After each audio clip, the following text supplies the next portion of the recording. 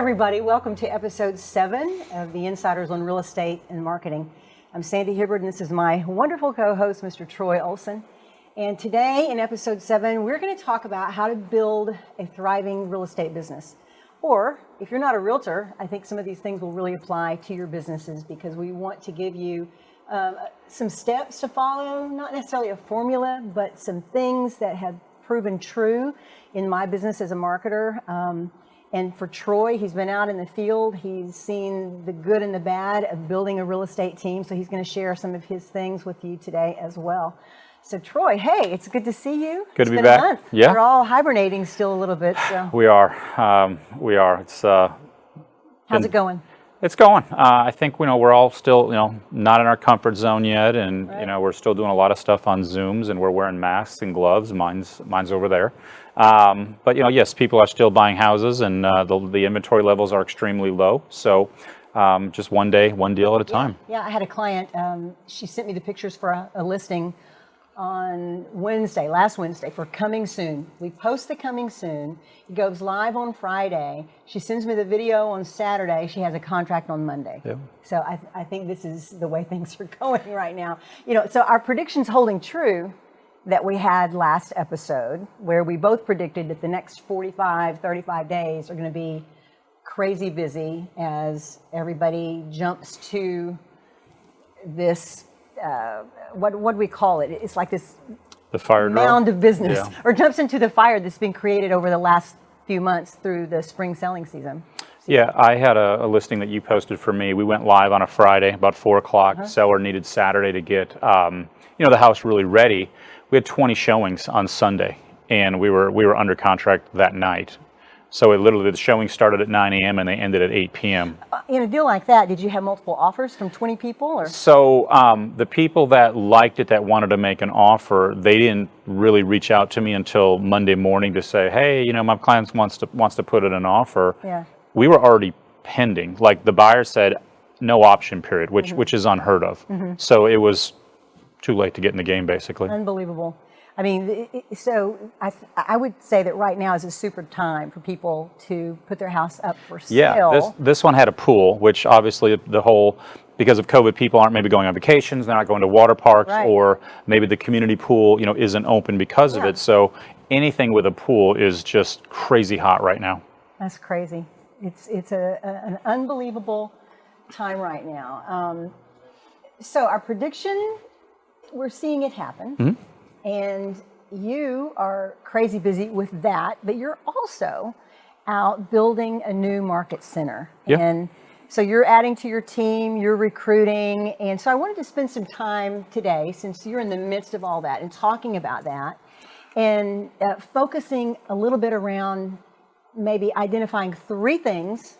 I mean, there's probably more than that, I'm sure, but let's try to find 3 things that you're noticing that realtors need to start a successful business. Yeah, so I mean, nobody can get extremely successful, all by themselves. It's all about, a team and leverage and hiring the right people. I recently went through, Keller Williams career visioning for the second time. And when I took it the first time, I was a little overwhelmed with the Kellerisms and just really the tools and the resources that it takes to identify talent. Yep. I used the Tony Robbins DISC assessment in the past, which is fine. Yeah. But it's a trimmed down version of what we use at Keller Williams with the KPA model. It's 100 questions. It's a DISC on steroids. Mm-hmm, mm-hmm. And then my real estate coach, Alice Daly, she's a great MAPS coach. I've been with her since January 1. She also has a test, a quiz, assessment, whatever you want to call it, that I've had potential candidates take that really helps me understand their personalities, how to talk to them and how not to talk to them. Awesome. So I had my first team member join last week, mm-hmm. and then I have a second one coming, this week. So mm-hmm. I'm excited to rebuild. So I'm certainly in rebuilding mode, and now we're in onboarding mode. So a few other people, in the hopper that I'm in discussions with. So excited to get back into that. So are you finding in this climate right now mm-hmm. with COVID that people want to get in the real estate business? I mean, what a Well, risky move to be sure. taking right now. I mean, we know a lot of people that got in 08 and 09 and never got the plane off the ground type Yeah. of deal. But at the same time, if people Is the are market going, different now than? well, was I it? mean, that was so long ago. I don't even remember how we weathered that storm. Yeah. You know, we're so dialed into the storm that It we're was in. crazy for sure. That we're in right now. And that was obviously a financial crisis where, you know, this is a pandemic. But I think that, you know, a lot of people are getting more educated on the concept of being a team. You know, just because you have a real estate license doesn't mean, you know, you're going to be great, know what to do and have the direction. Right. So by getting on a team, you know, for example, if somebody gets on my team, they have the marketing resources that you bring to us. You know, they have a transaction coordinator, and then all the tools that, you know, we can offer at Keller Williams, plus all the training. So it's just, you're not out there on an island, you know, all by yourself. One of the team members that joined me last week, she had made a run at real estate a few years ago at the same time launching a business, and the business took off, but the real estate career never did. And this time around, she said, I'm not going to go solo. Right. I want to get on a team so I can, you know, be mentored and have these tools and these resources. And within 6 days of joining my team, she has a buyer, and we submitted an offer on a property already. Yeah, I mean, you need a mentor in this business, especially if you're coming from a non-real estate Absolutely. background. Oh my God, it's like Greek, the things that you have to do, the hats you have to wear. Well, So a team, yeah, I would think, there's a lot of paperwork, and it's just, how do I list a house, and when do I do the pre-photo walkthrough, and, you know, all the paperwork and just the video. It isn't just you're on the job and you figure it out. I mean, that's how it was for me 15 years ago, and I wish the team concept maybe would have been a little bit more out there. I certainly think I'd be further along with my real estate business if I would have had that. Certainly not hurting. I mean, you've No, done I mean, great. nobody's going to feel sorry for me. But you've also had, I mean, I've known you a long time, and I've worked with you for a long time during this space of time, and you've had a lot of help. You've had, as far as training in accountability, marketing. You understood about marketing. Yeah, I think that is really key for a realtor that's getting in this business. Well, and I think too is there's a lot more ways to communicate with your database now than there was 15 years ago. Oh my God. You just have to pick the right poison or the right amount of each of them to make sure. So, you know, when this agent comes on or come on board, you know, it's like, how do I make the announcement? It's not just, you know, social media. You know, we're also mailing the announcement, personal handwritten notes with business cards, you know, to her clients. We're getting out to, you know, builders, but we're going to do a big announcement that you'll see here very soon. But she's excited. I'm excited. Like I said, I had a team in the past, in a previous life, but I'm certainly building it, you know, a little bit different, you know, this time around. So what are some of the differences that you're seeing and utilizing right now than you would have done 10 years ago or 5 years ago? Before I hired out of pain, and it was just grab a body and fill that hole so we don't sink in the boat. We can all relate. Yeah, you know, and you know, that's something that I learned, you know, last week when I was, and Kristen Cole, you know, very, very powerful businesswoman inside of Keller Williams. You know, she's in multiple markets, and the number one takeaway that I took from career visioning for those 3 days that I was on, and we did this, of course, via Zoom, was, you know, don't hire out of pain, where I did that before, which is probably why it did not work. So there's a much more strategic, calculated approach to building this time than last time. Well, I think building a team would have to be, you would have to utilize those basic tenets of having a vision, understanding marketing, having a strategy, creating a plan, all of that, the things that we teach a realtor that they need to have. Building a team as a team leader or a market center owner, you've got to have a vision for what you want to have in that market and the kind of people you want. Well, right? and I think, you know, there's a whole list of questions that I ask when there's, you know, a candidate, and it's, what is your why? Why real estate? Well, I want to sell houses, or I like to look at houses. That's not really a reason. Just because you like to look at houses isn't really a reason that that's what you are going to make, you know, your career out of it. Right. So again, a lot of qualifying questions, and again, not everybody's cut out to, you know, be on a team. Not everybody's cut out, you know, for my style. So again, you go through the process, you interview, and you hopefully pick the right talent, and you groom and develop them and get them to the next level. Absolutely. Teach them how to create successes and how to count them.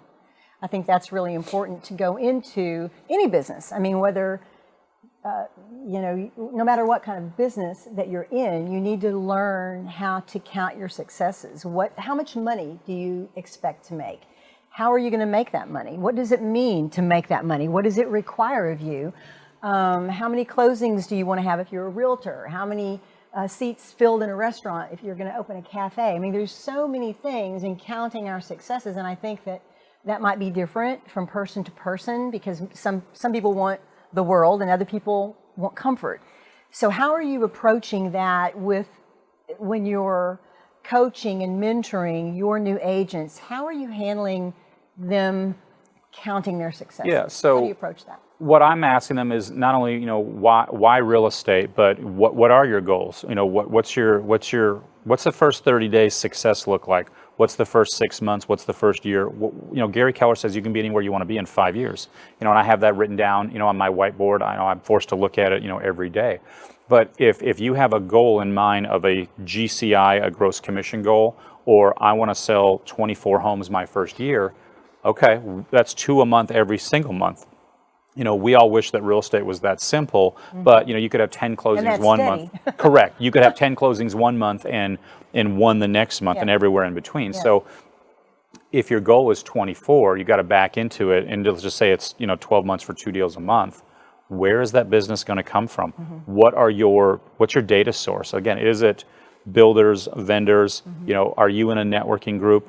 How big is your sphere of influence? All part of your strategy, part of your plan, and understanding marketing. What I show them is, what's the touch plan? It's, okay, how many times in a year are we going to touch them, and then how?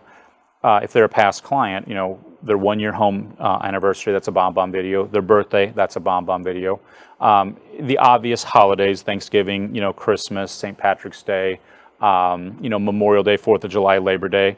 So again, you start adding up and then going, okay, we're doing an email campaign, once a month. So, we teach the 36 touch system, at KW, and you say, well, that's 3 touches, every single month for 12 months. That seems like a lot. But when you back down into the different strategies, that's how you calculate, how are you going to get to the 24 closings a year? What is your average price point?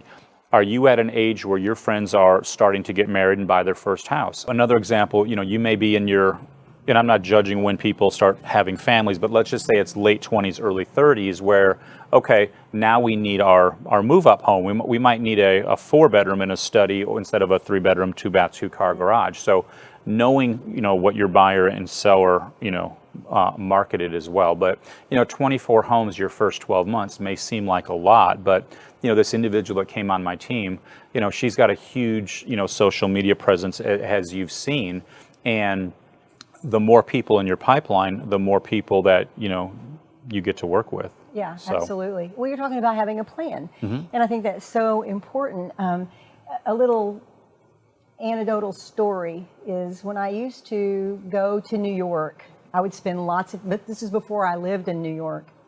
And I would go to New York every couple or 3 months, and I would stay for like 2 and 3 weeks. And I was just like this wide-eyed Texas tourist and taking pictures. And because my team is virtual and my business is a virtual model, I was able to work and do the things that I needed to do and yet be a tourist and have fun.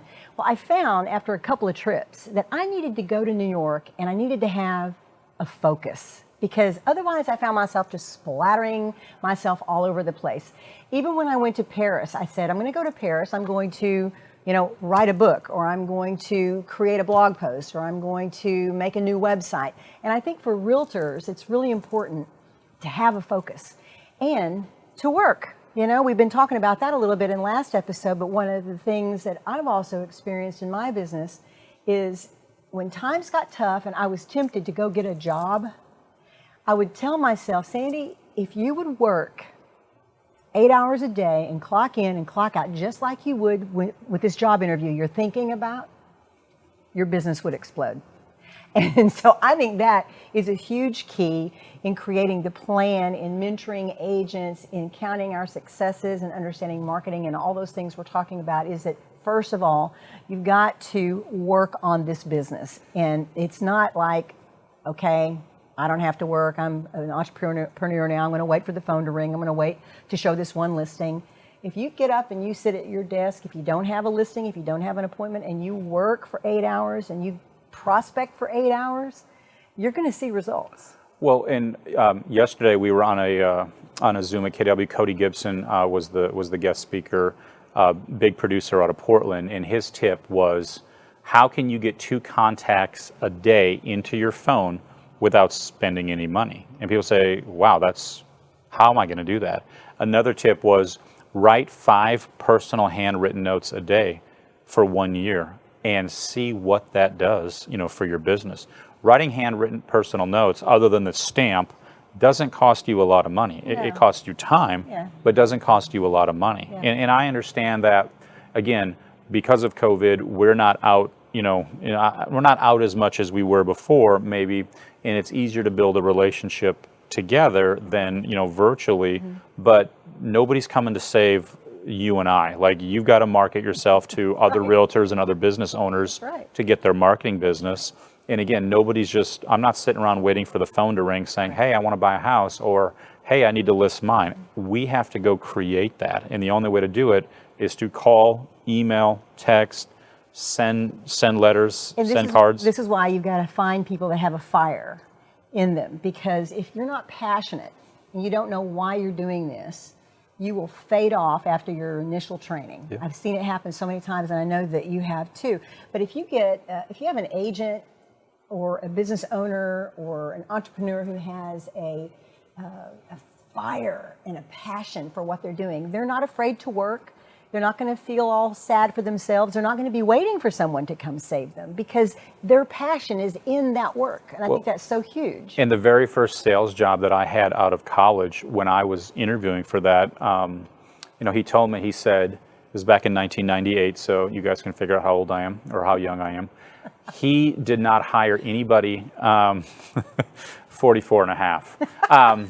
He didn't hire anybody, male or female, that did not play competitive sports in high school to be on his sales team. And I never thought about that, but I mean, we all, again, I played sports. I've got a brother that's 2 years older, and it was always competitive. Chemistry. Yes, so you know how to be on a team, and again, sports make you competitive. So I've looked for that ever since, when I've been doing my thing.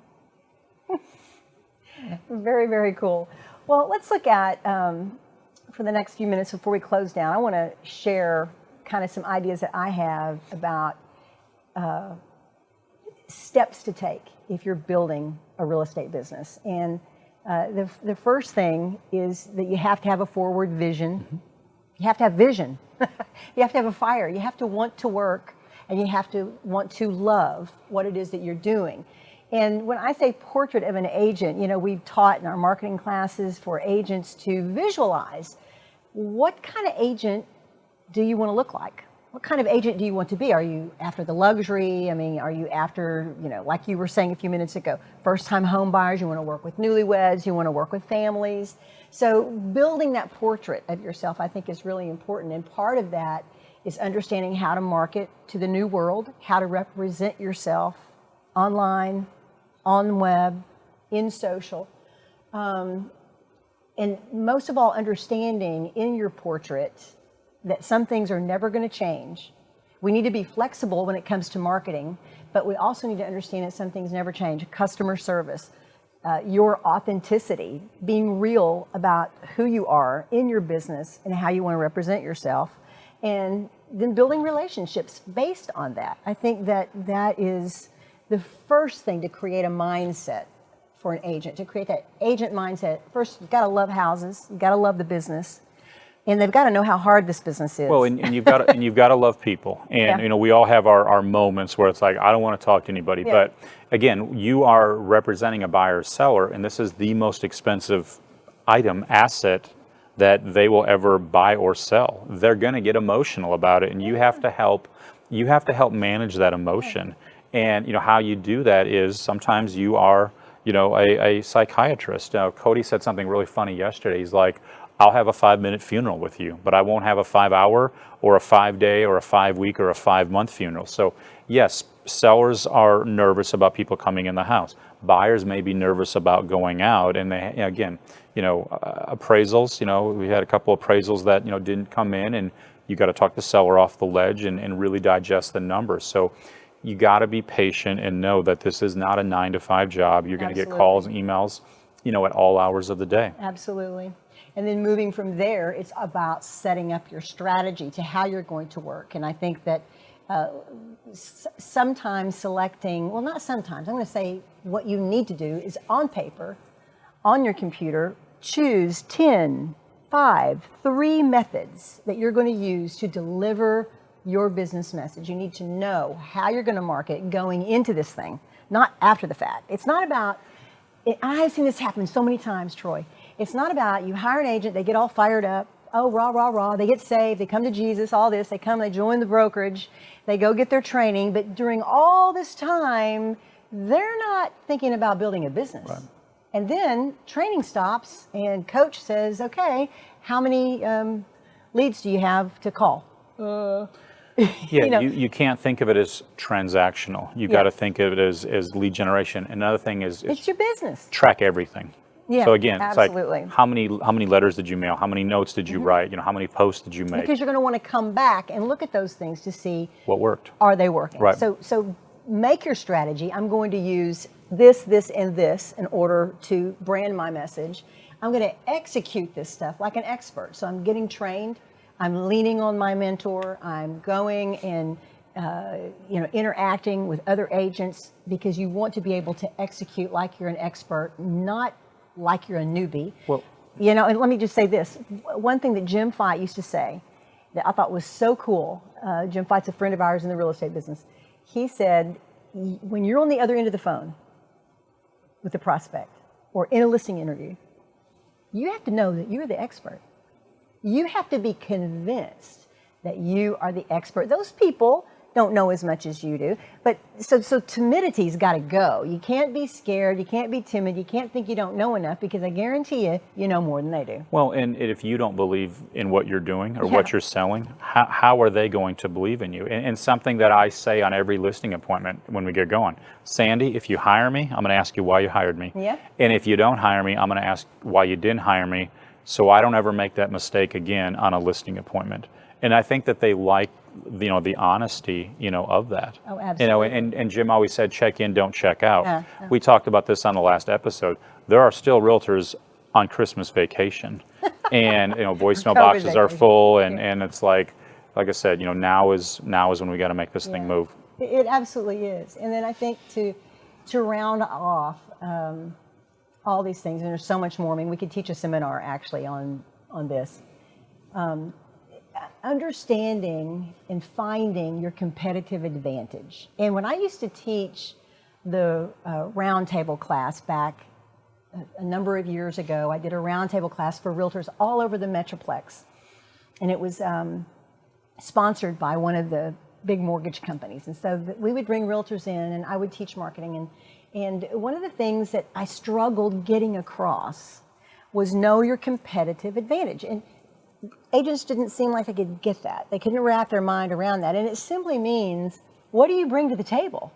And I found that so many people are shy about that. They're shy to boastfully say, well, I'm good at this, or I like this, or because maybe they weren't secure enough to say it, or because they didn't think it applied to real estate. But it does. When you have a gift, a passion, a skill, or a talent, that's going to help you build your real estate business, because real estate is a what? A people business. Well, and I'll give you 2 examples on that, both on the buy side and the sell side. So at 4:30 today, I have a call with a client that I'm going to be listing their property. Well, there's 2 of the exact floor plans on the market just a couple streets over. One is priced at $450 and one is priced at $460. They look a little bit different on the inside. The floor plan is the same. The year built is the same. Bedrooms, bathrooms, square footage, garage, all the same. The difference are lot locations and then finish out. Well, I don't know what my seller is going to want to list their property for. I assume it's probably going to be the one that's 10,000 more than the one that's lower.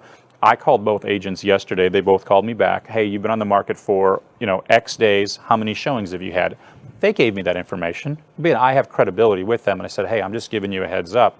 I'm going to be listing something just like what you have. I'm curious, what has your traffic been like? So I have that information to share, with my seller at 4:30 today. On the buy side, before I walked in here, I made a phone call to a listing agent. Showed the property yesterday at 6:30. It's been on the market 3 days today, so 2 days yesterday. Multiple offers, 3 o'clock on Thursday. So I called the listing agent and said, what is important to your seller? They want a closing date of X, and they want a 5-day lease back because of the timing of when their new home that they're building is scheduled to be done. I have that competitive information because I made that phone call versus just sending over an offer and not asking what is important. So again, using that to my advantage for my buyer and my seller. Right, that's a competitive advantage. Exactly. That's what Troy brings to the table. So not everybody's going to be like you. Not everybody is going to have that kind of aggression in communication. So what is it? And that's what I think that is important for an agent to look at. What do I bring to the table? What's my mission? What's my vision? What's my purpose in getting into real estate? Why am I doing this? All the things you were saying earlier. Where am I going to go with this? Where do I want to be in 5 years? Get a clear picture of yourself in your head and paint that portrait of an agent for yourself with the help of a mentor, with the help of your guide. And to me, that's the very first start. That's the foundation of being able to build a real estate business. And it doesn't matter what brokerage firm you're with. If you're brand new, that's fine. We were all new at our trade at one point. Find an agent that you can shadow and that they'll mentor you and learn from them. Absolutely. There's a reason that, the people that are coaching and teaching now is because they are successful. I want to be, where they are, so I listen to what they say. I take notes, and then I implement that into my business model. Absolutely. Build a vision board. There are some people whose competitive advantage is they're creative, and they can visualize things. So maybe a vision board would be your forte to help paint your picture so that you can see how you want to market, what you want to market, what your vision is, what the market is that you're going to hit, what your niche is going to be. Like we talked about in last month's episode, building a niche in all of this or choosing one. It should be part of your plan and your strategy to not just say, well, I'm going to go out and represent the whole world, but rather as a newbie, I think it's more comfortable if you know this is where I'm going in at.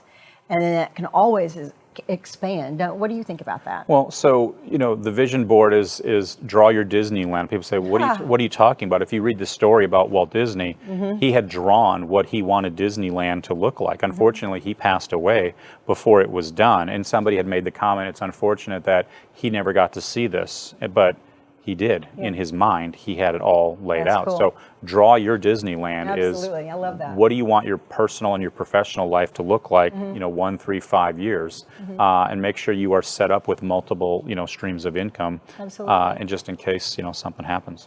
One thing I want to add to this conversation, Troy, is that new agents need to follow what their broker's telling them to do. And I have a cute story about this. A friend of mine, years ago, he bought into a Dominos Pizza franchise. And within a year, he broke all the records, was like #1 in the country and all of this. And he goes to the big rah-rah convention and he receives his awards. And one of the guys asked him, how did you do it? You were an insurance man and you got into the pizza business and you've broken all the records. How did you do it? And he said, I followed the manual to the T. And he took that franchise manual from Domino's and he did everything they told him to do. And that was his success. So I think for a new agent who's not been in the business, that is crucial to coming in and following that manual. Well, we all, again, we're competitive, we're salespeople, we're entrepreneurs, it's our own business. We all think we have the right way. There's a reason that you pay that franchise fee for whatever it may be. There's a reason that thing works. It's because it's been tested time and time again. Yeah. So don't be arrogant and toss that Right. out and say you're going to do Right. it yourself. Don't go rogue and go, yeah. I mean, bring your competitive advantage Sure. into it, bring your personality into it, but those things are really crucial for success. Eventually, a new agent is going to build a business if they're successful. So they need to be thinking about branding. Yeah. And I don't always tell a new agent, you need to get a brand identity together. I like maybe sometimes to wait and let them get their feet wet, let them get established a little bit. But eventually, I think that is a huge key to success in moving your real estate business to the next level is by having a distinguishable brand apart from your broker. I hope I don't get in trouble for saying that, Troy, but I think that's really important. And if I can just be so brash to say that you were able to move your business across lines because you had branded Troy Olson. I did. I had a brand, and it's on everything. Yeah. It's your pens and your paper and your email signature and your website and your listing presentation, your buyer. Everything has to look the same. That's your brand. When you go into, In-N-Out Burger, it's real simple. You want a 1, 2, or a 3. You go into McDonald's, they all look the same. It's simple. Simplicity. You don't need to have 10 different colors. Yeah. So I think that's really important is branding and oh gosh, we'll probably save talking about branding for a different episode because there's a lot of detail in that. But it goes back to creating that vision of yourself, following the lead of your broker, of your team member, of your guide, and being willing to work, and then finding out what those methods are that you're going to choose to use to put your business out there. And I think that there is success in that. So like we always do, 3 takeaways from today that I want you to bring home. Troy? So you got to jump on technology. We got to be more visible than we've ever been before, just because we don't have the ability to be, out in person and building the relationships. We talked about the competitive advantage. You really got to know the competition. Again, sellers are starting here, and again, if there's multiple offers, that's great. I have a couple listings that have been on the market for a while. You got to be strategic about your price reductions. You got to listen to the feedback that you're getting from, other agents. We're in the business to sell homes, not list homes. You can quote me on that. And then, you talked about celebrating success. Honestly, I haven't had time this year to really slow down and look at that. I don't watch a scoreboard during the game. Right. What does Kenny Rogers say in The Gambler? Never count your money when you're sitting at the table. Oh, right. Just keep going. And then again, you don't get caught up on GCI, don't get caught up on number of units or, sales volume. Just keep doing what you're doing. The numbers will show up at the end of the year. I love that. So. My 3 takeaways: know how to market in this new business world, like you're saying, and we didn't compare notes. So I agree with you. Number 1, technology. We are at home. People are at home right now. We're in a virus. We're in a pandemic. You have got to use technology. I know that here at Real News Communications Network, they are blowing up because everyone is realizing we need to have our faces on this technology so that we can still keep relationships coming in. So know how to market in this new business climate. Number 2, focus on a plan that you can deliver. Now, once you get through training, once you get through some of the initial things that your guide is going to make you or suggest for you to do, I think it's really important for you to focus on a plan that you can deliver, not something that's pie in the sky that you're never going to reach. I use a allegory called time, money, and imagination. If you don't have the time, if you don't have the money, and you don't have the imagination for it, don't do it. So be able to deliver the plan you choose. And then lastly, know and believe in your competitive advantage. Again, we didn't compare notes, but that absolutely is huge. You have to know who you are going into this business and know how successful you can be. You got to see it. You got to believe it. And like I say, if you build it, they will come. They will. Guys, thank you so much for joining Troy and I in episode 7. We'll see you next month. Thank you, everybody. Be safe. See you soon. Ciao.